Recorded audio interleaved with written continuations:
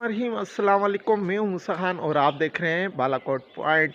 आज की स्टोरी शुरू करने जा रहा हूं। आज की स्टोरी बड़ी ही सबक आमोज है। आप यकीनन आप और मैं इसमें से कुछ ना कुछ हासिल ज़रूर होगा। स्टोरी शुरू करते हैं बगैर टाइम ज़ाया किए। शादी के काबिल नहीं था।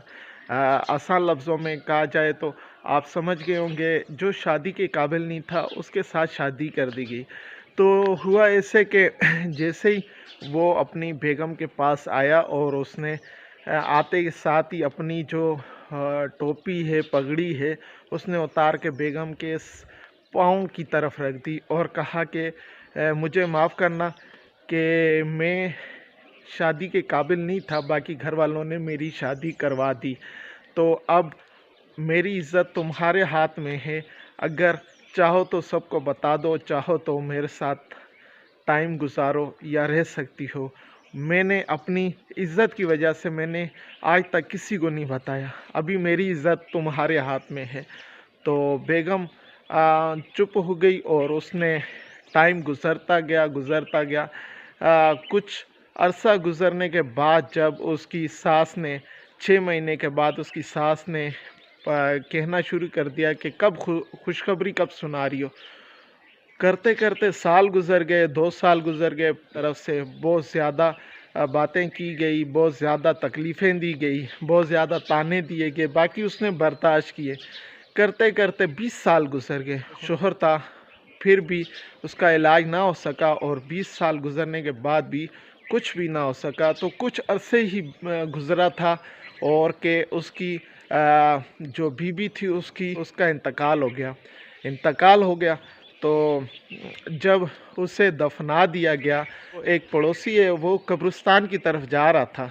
तो कब्रिस्तान को दूर से जाते हुए उसको एक अजीब सी खुशबू महसूस हुई, जो उसे बहुत तेज़ लगी और उसने इग्नोर करने की कोशिश की, बाकी नहीं की गई। तो जाते जाते उसने उस कब्र को ढूंढा कि ये खुशबू कहाँ से आ रही है, कौन सी कब्र से आ रही है। तो करते करते उस कब्र तक पहुंच गया जहाँ से वो औरत दफन थी, जो नामर्द के साथ उसने गुजारा किया था। तो उस कब्र पे पहुंच गया तो इतनी तेज़ खुशबू, जिस ऐसी खुशबू कभी उसने ना कभी उसने महसूस की थी। तो उसने इसकी वजह मालूम करने की कोशिश की। जब उसके शोहर के पास गया कि कहा कि मैं सुबह कब्रिस्तान के पास गुज़र रहा था, तो जो तुम्हारी बीबी है वहाँ से इतनी तेज़ खुशबू आ रही थी, ये क्या बात है, कि क्या माजरा है, क्या उसकी ऐसी बात थी कि ये इतना अच्छा सलूक रखा है, इतना अच्छा उसके साथ किया है। तो उसने कहा कि मैं आज तुम्हें बताता हूँ कि वो बीबी 20 साल मेरे साथ गुजारा किया। मैं एक नामर्द था, नामर्द होते हुए भी उसने आज तक ज़बान पे मेरी इज़्ज़त को संभाले रखा और मेरे साथ 20 साल उसने गुजारा किया।